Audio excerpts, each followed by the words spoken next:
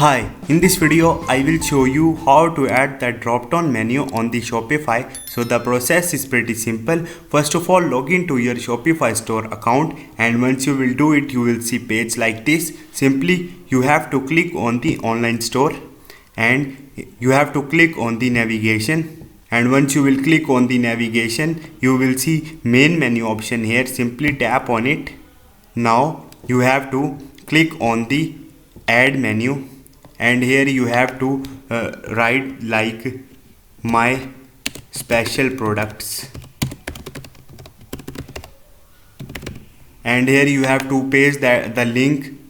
Simply I click on the collection, all collection, and click on the add, and in this way you can add drop down menu on your store, and after that click on the save button here and or on the top. So in this way you can add main menu. Hope this video will helpful for you. See you next time. Thank you.